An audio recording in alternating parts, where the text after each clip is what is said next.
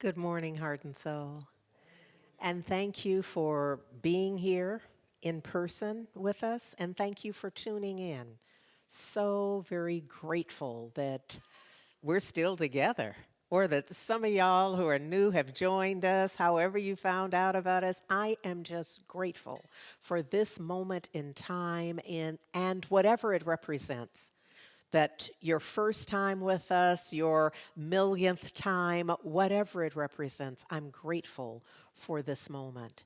Y'all know, because you heard the announcement, that in 10 days we begin our 2022 summer school. And it is entitled Summer of Shift. Now, it's not because we don't know that we have had 2.5 years, almost 3 years of shift and lifetimes of shift. It's simply that we are dedicating this summer school to our conscious and intentional awareness of shift and how to be in it. So I invite you to join us. You got 10 days to get yourself ready, whatever that means, to shift your calendar, shift your schedule, get whatever it is set up, call the people you want to do it with. It's virtual, so y'all could set up little pods at home, even however you wanted to work it. All I suggest is that get there. Be a part of what's happening, because it will make a difference. That much I know for sure. This is an adventure in faith, and there really is something about us doing it together, us having an intention, a plan, laying the groundwork consciously and intentionally. And so that's what's up. Yes?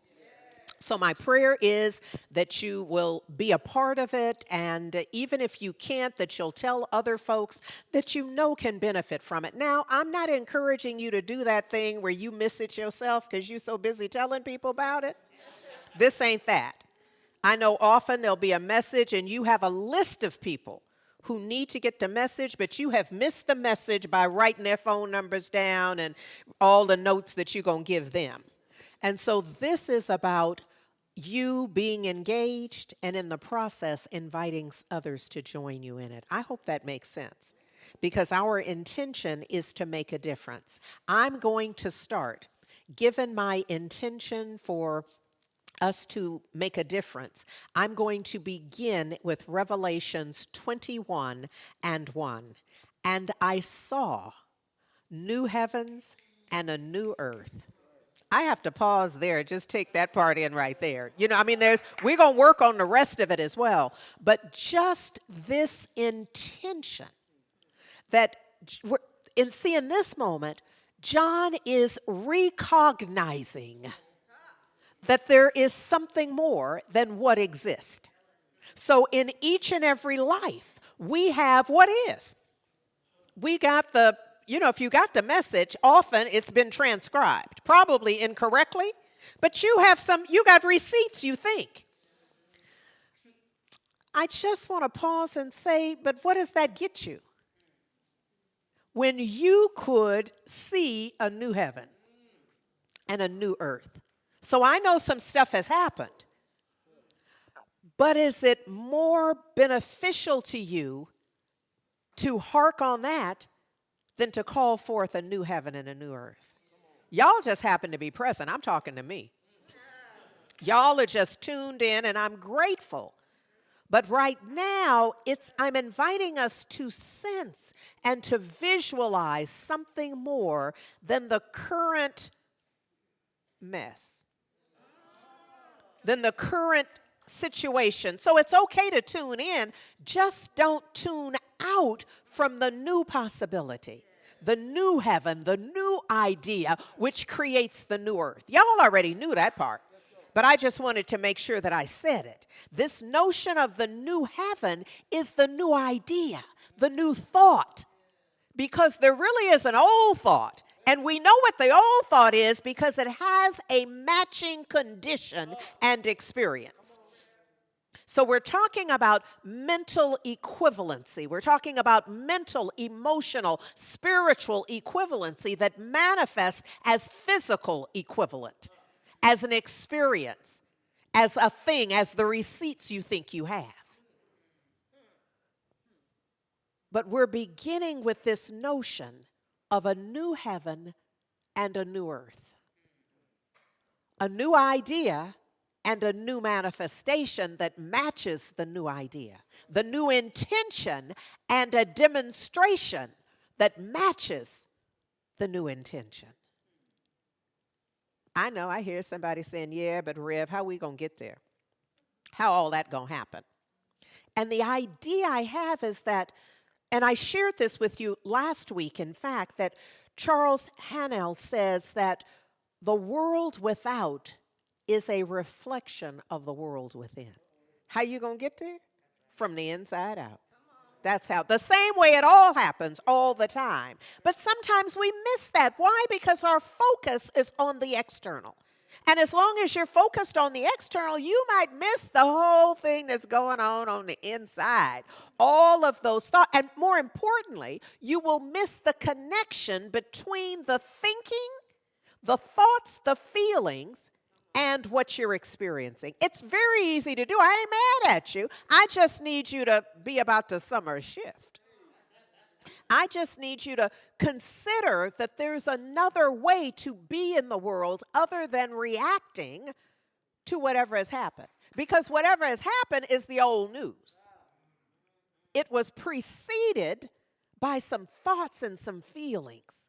And it's easy to miss it, but that's why I'm calling your attention to it. Yes? That's exactly why I'm calling your attention to it.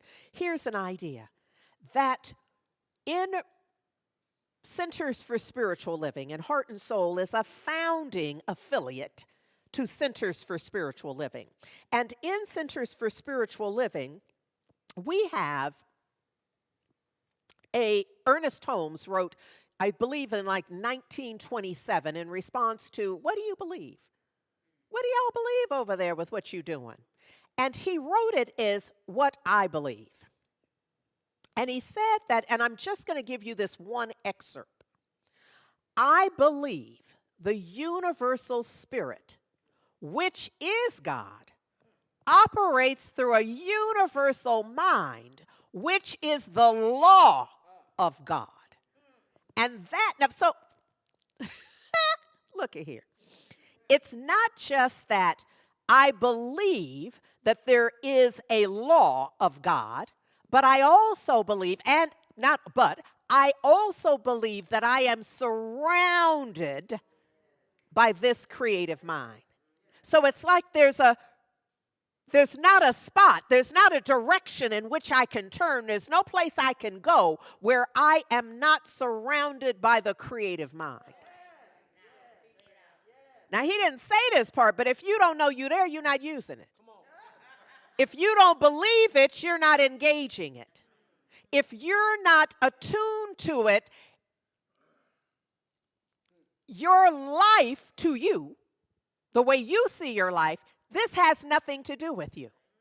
So today I'm just going to invite you to suspend the idea that this doesn't have anything to do with you. That you're not surrounded by the creative mind. What? The mind that receives the direct impress. Not because I said it. That's not how you're benefited. Well, kind of, sort of, but that's not what we're talking about here. And it's not because the lyrics of the song touch you in such a way that you know your life is transformed just in the singing of it, in the getting of it. It ain't that. It's the direct impress of your thought. The direct impress of my thought. Now, in my mind, I feel like somebody wants to get up and run home right now. Because they know they got thinking to do. They know there's some thoughts to clean up, and there's some new thoughts to think. If you're really getting this, you know you got work to do. You can't afford to miss the summer shift. You really can't. Because why?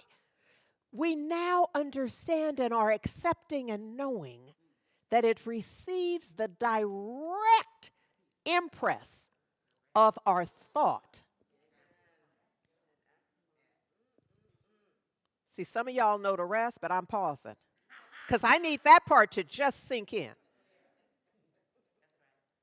And then once it receives the direct impress of your thought, and it does, it acts upon it. You better duck. Yes. You better get out of the way because you know you done thunk some stuff. You know, that's why sometimes folks, and they like, you know, because they have a sense of the way this works. They know that they've been thinking some stuff that they're not really willing to have manifest and demonstrate. So they know they're taking a chance in the moment by thinking that. The direct impress of my thought and acts upon it. There's a part of me that just says, so that's all we're going to do. We just go sit here and clean up our thoughts. That's what we're going to do with the rest of the time we've allocated, is we're going to do some thought cleaning.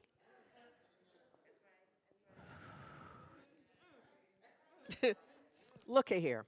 Corbin Henry says, we live in a universe that responds to what we believe.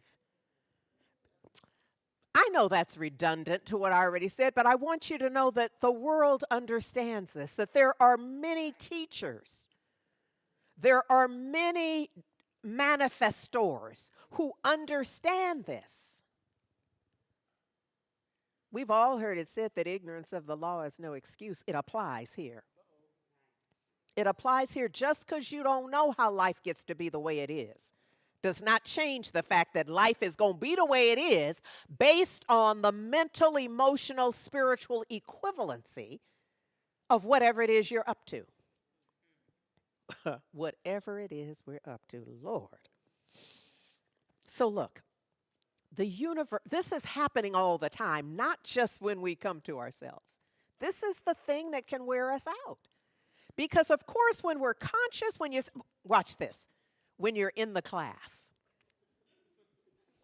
and you've done the homework and the instructor, the TA, inquires of you around the homework. Then I got it. But how about in traffic? How about on public transport? How about standing in line at the grocery store?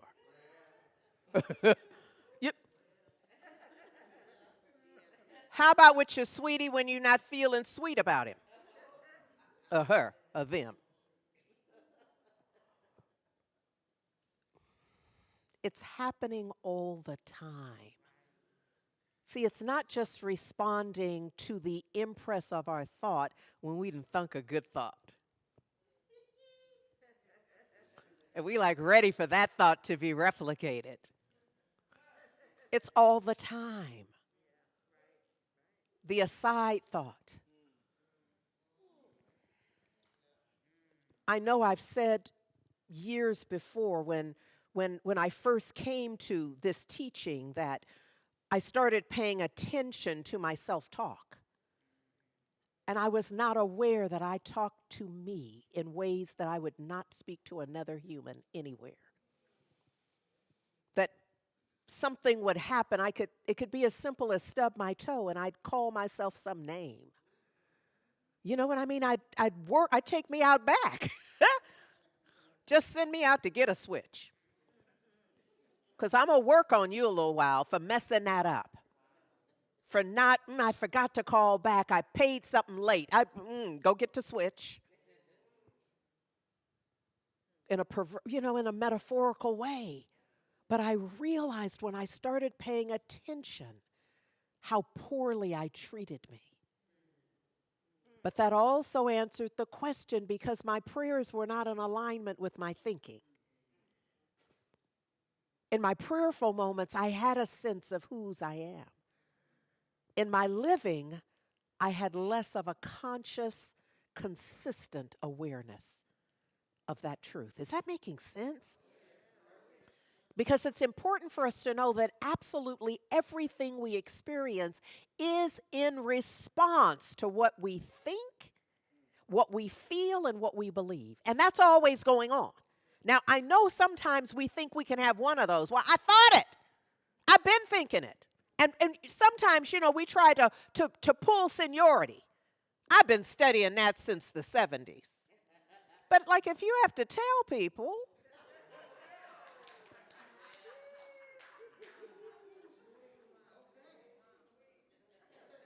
I'm like, if they can't, if they're in your presence and they can't tell you've been a student of this and a practitioner. See, if you're a student, you'd be a practitioner. I don't mean licensed in a professional way, but you'd be practicing it. So I'm not even going to do the arithmetic from the 70s till now, but whatever it is, it's a lot of practice. They couldn't miss it. Nobody could be in your presence and miss that. I've said to y'all as heart and soulers, don't tell nobody you from heart and soul. Let them guess. And I don't mean any harm, but can y'all see can you see the key in that? That if they have heart is heart, soul and heart and soul, what center of, and then you just blush.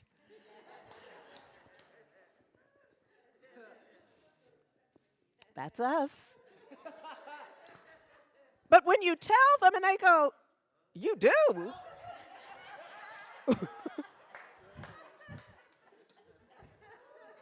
I'm just saying that it's an opportunity to shift our responses, to shift our thinking, to shift our feelings, to shift our beliefs. Because it's required. We got to do it. And when we miss this, we end up calling it a coincidence. We do all the things that don't have anything to do with it. But here's the thing that I think is of the utmost importance, is to listen. Do. So I want to just pull over, and I'm not going to park, but I'm going to pull over.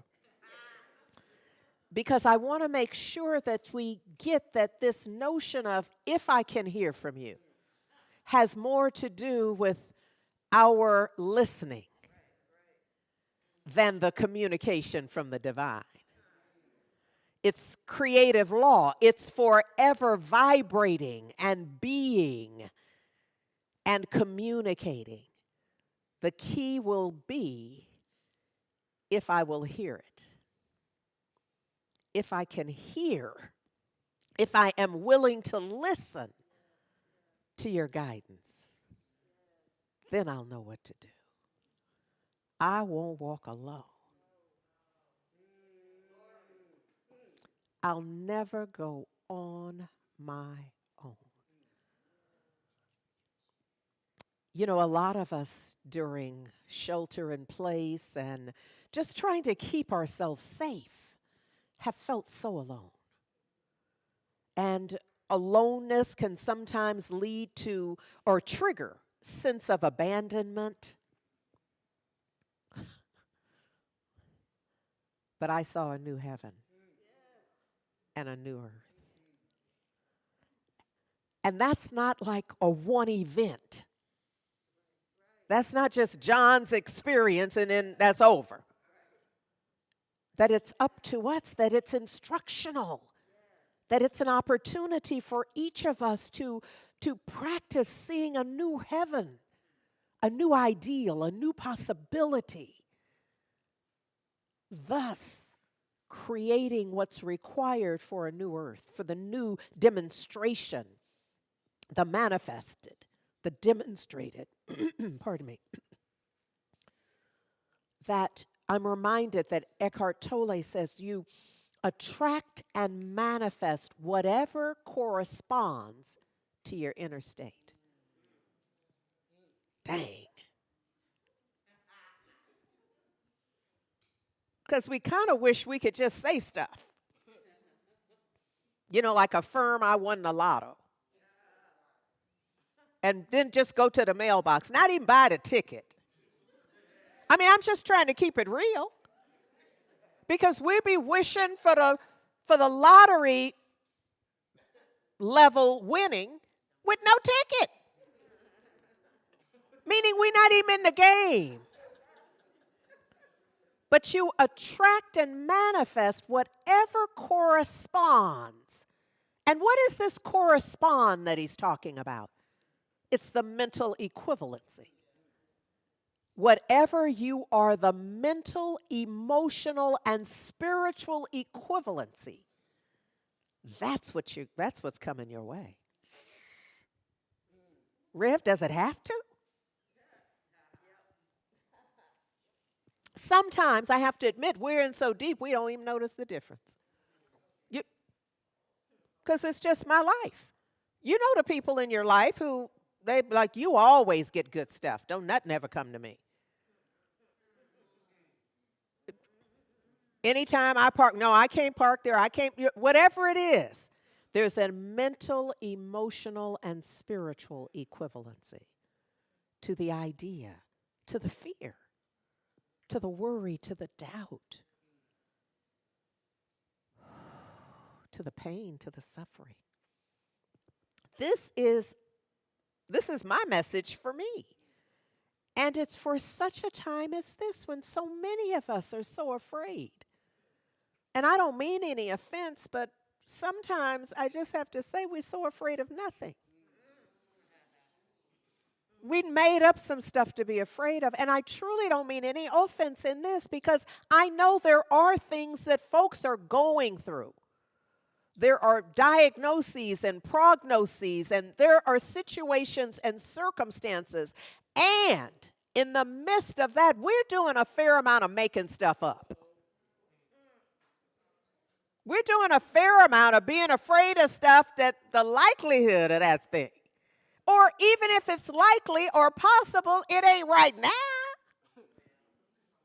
It hasn't happened at the present time. It's not relevant to the present moment is what I'm trying to say. You all out in imaginary land, imagining stuff you don't want. When the entry level, the foundational learning is don't do that. It's use that power, that creative power, your imagination. If you go dip into the field of infinite possibility, pick something you want, friend. You know, out of all of everything that's available in the infinite field, choose something you really want to have. Not the thing that's going to keep you crying all night and in the morning. I'm saying we have more options for how we use our time, our energy, our focus, our intention, our stuff that makes us the individuals we are. We are one, and we have an individual choice. And that's kind of what gets us in trouble, because can't nobody tell us nothing sometimes. Well, I'm doing it myself. Oh, yeah. I got this.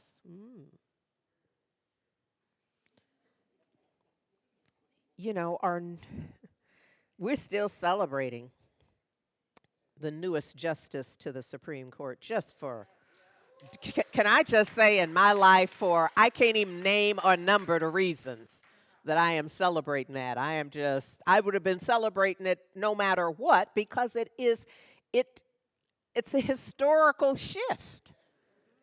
And for such a time as this, Lord, thank you. Can I just say, some adult in the room, but now I've gone too far. The reason I lifted up Justice Ketanji Brown Jackson is because of the quote where she says, I have dedicated. She says, I've dedicated my career to ensuring that the words engraved on the front of the Supreme Court building, equal justice under law, are a reality and not just an ideal.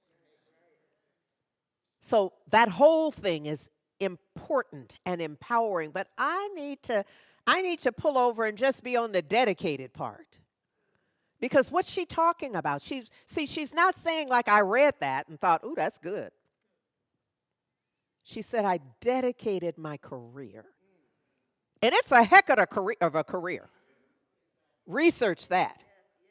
Because you can't just look at the rest of the Supreme Court and just guess what kind of career she must have. You need to know that she has smoked them. So when she talks about dedicated my career, I mean, she's talking about something. For real, for real. But what's this notion of I have dedicated? It's not that I sometimes gave attention to it.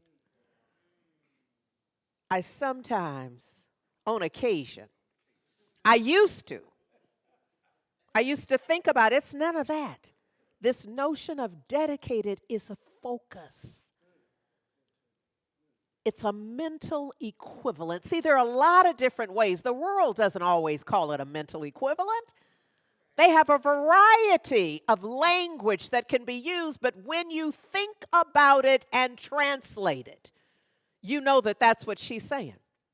She's saying that I developed a mental, emotional, and spiritual equivalency to this notion of equal justice under law. An anomaly in the United States of America, even in the un-United States. I'm just saying, I know I'm now off topic entirely, but I'm just saying that everything, just because you call it a thing, don't mean it's looking like the thing it's claiming to be. So we got work to do.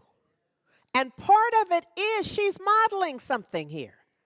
See, sometimes when we say we got work to do, that's all the work we doing on that. We just, I told you I got work to do. Now I didn't check that off. But this ain't that. This is an opportunity for us to look at what am I dedicated to? What if I've dedicated my energy, my time, my attention? You want a hint? Check your credit card statement. Check your little checkbook register. I don't know. Check your browsing history. Oh, I'm going too far now, I know. I'm just saying that there's some hints. There's some hints in the universe. Yeah, I bet your little browsing history will reveal to you what you dedicated to.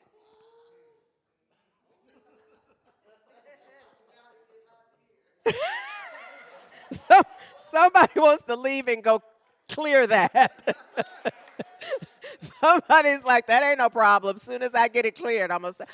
And that's the beauty of the universe. Is you can come to yourself, come to an awareness in a prodigal son and daughter kind of way, and shift. And shift. Be like, well, I'm just going to look because Rev said something. I just want to see if it's what I think it is. And then look and go, this is the last time I'm going to see this. I'm not saying that won't none of that be there, but it will no longer be what I'm dedicated to. You see, you get to take dominion. You can stand in an awareness of how it is right now and go, that was then. But this is now. And I'm choosing something else. I am shifting because now I have an awareness. So I have dedicated my life. I'm dedicating my summer. I'm dedicating this month. I'm dedicating, start with the week. Come on, baby. Dedicate the week to a clear awareness of what really matters. Okay, a day. Just your waking day. Don't even go for the 24. I'm just wanting the bite-sized pieces, baby, whatever it takes. A day, you don't have to commit to the 24, just your waking hours. Those of which you're aware. You know what I'm saying? Because we going to doze off during the day. And I don't mean sleep. We just go doze off and be unaware. And no change can happen while you're unaware. But the moment you come to, see, now I'm going back on rote. I'm saying the stuff I used to say. I'm doing the stuff I used to do that I said I wasn't going to do no more. I told y'all I was fasting and realized I had something in my mouth. Was chewing. And I thought, oh, Lord. So, this is not a mountaintop teaching. I'm talking to y'all about what I know. So whenever it was that nobody dropped food in my mouth. I'm not a baby chick.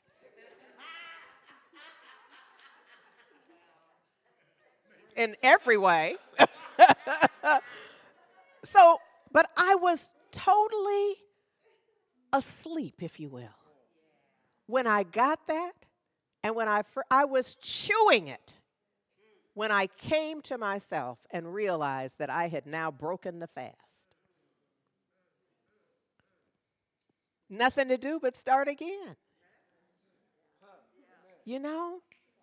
So don't take you out back and beat you up and swear, and now it's not worth it to ever do this again.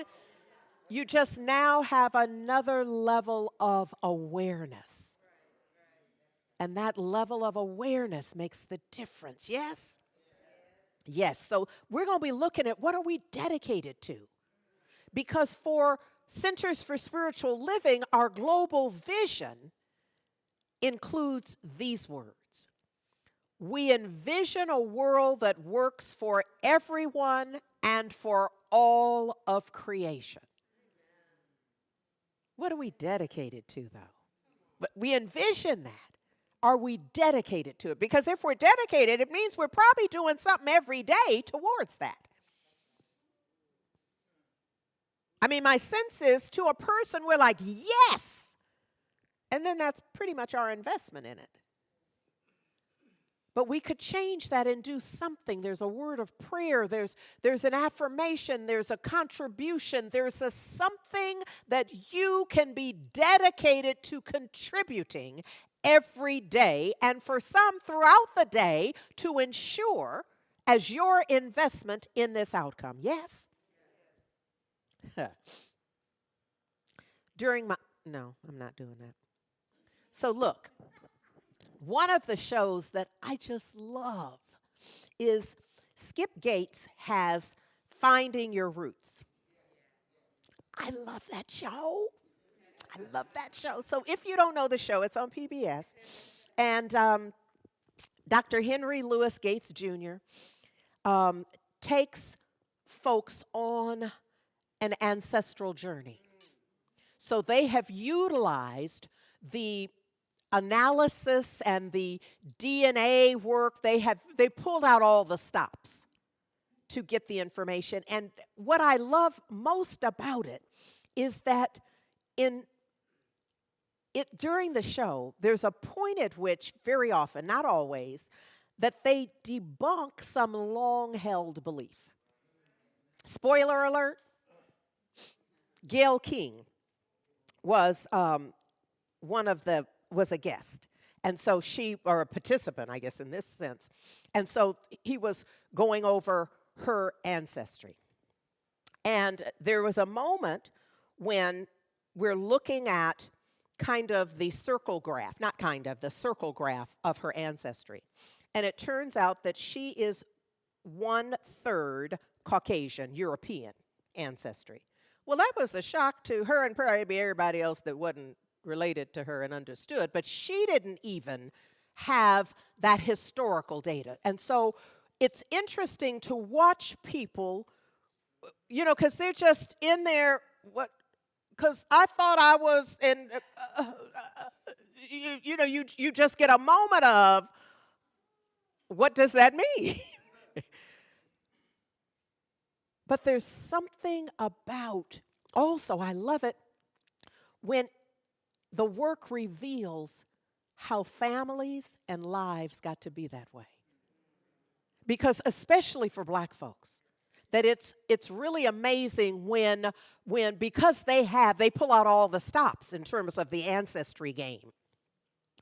It's so it's pretty amazing when they can go back beyond the beginning of slavery. I think it was spoiler alert, Sterling K. Brown. There was an ancestor the where the slave log for the slave owner had those he had enslaved, and it was from where. And in most cases, it's some other state. In this case, it said Africa. And Skip Gates was saying that it is so unusual. When they do this, because there weren't the kind of records, and they had to do some special. So what I'm trying to say is this notion of finding our DNA. And I want to take you to another place. I think for those of us who are interested, we can do, whatever it is we want to do about our family ancestry. But this notion of oneness. See, this notion of oneness.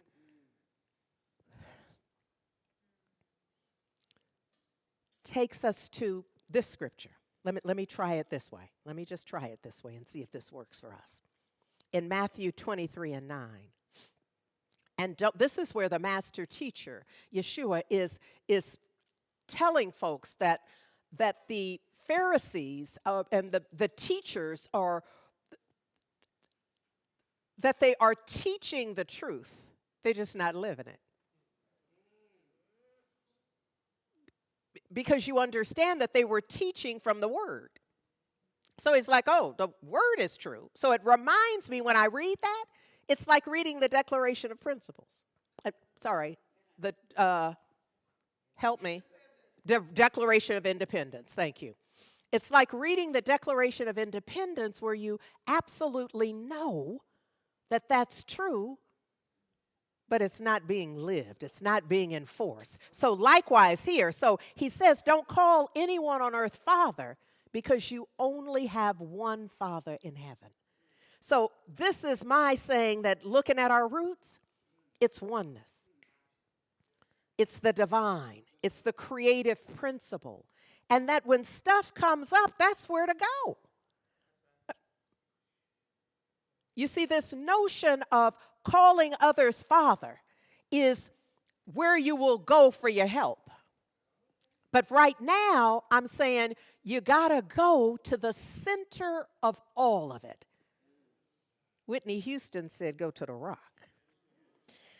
I'm going to ask you to just prepare yourselves for our closing prayer. So I know for some that would mean being in a certain position, seated upright or standing or sitting or maybe lying down. Who knows what all it, most of all, it is in consciousness. It is shifting one's awareness within. It is a willingness to know the knower.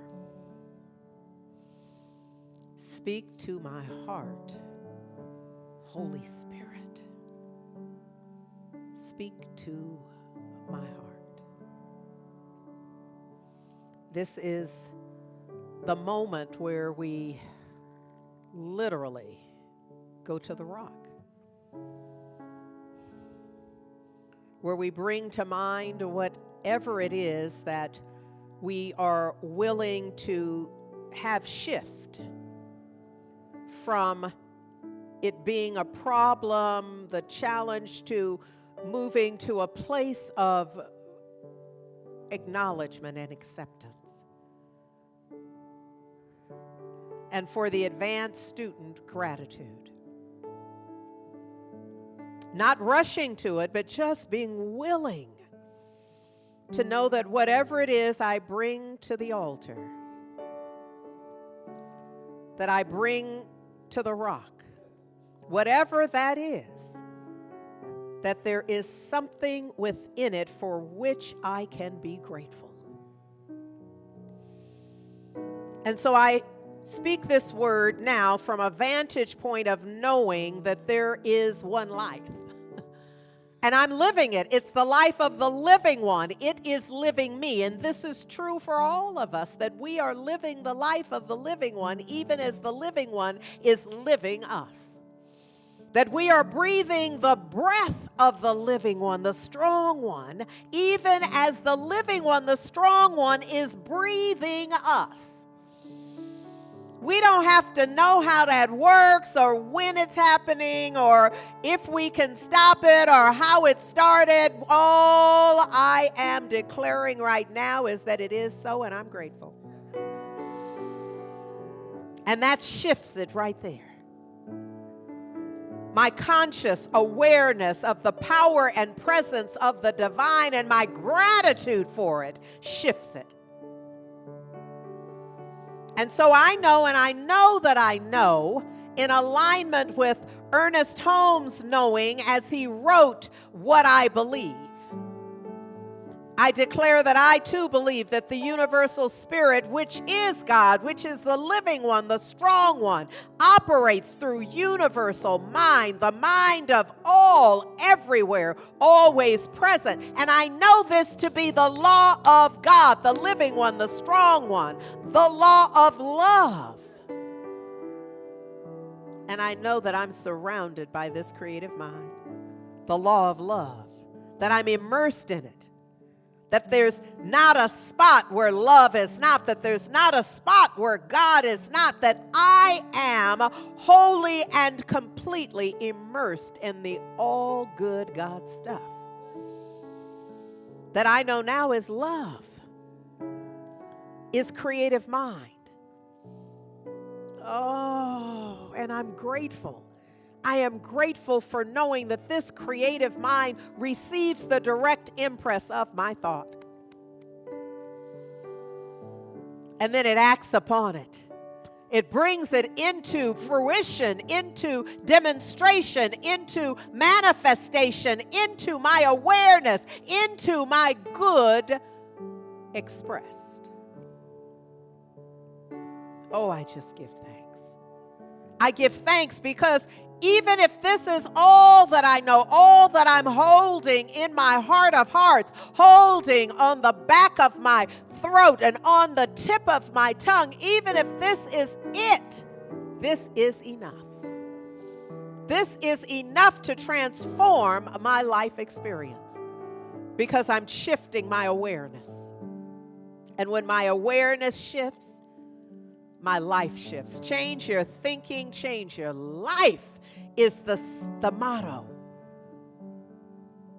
that is true for anyone and everyone who is willing to dedicate their time and attention to changing thinking and thus transforming life. Oh, I just give thanks.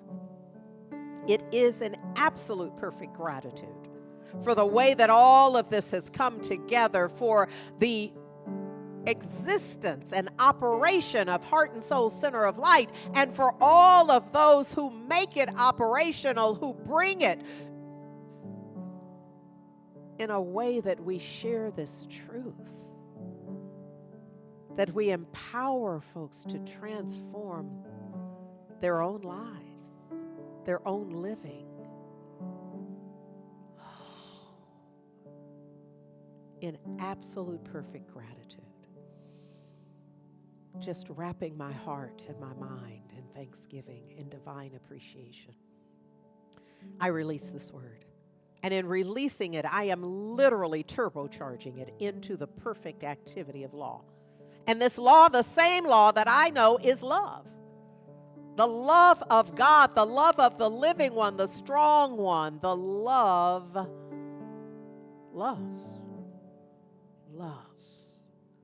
And I simply let it be. Sealing this, I simply say Ashe. Amen. And so it is. love matters.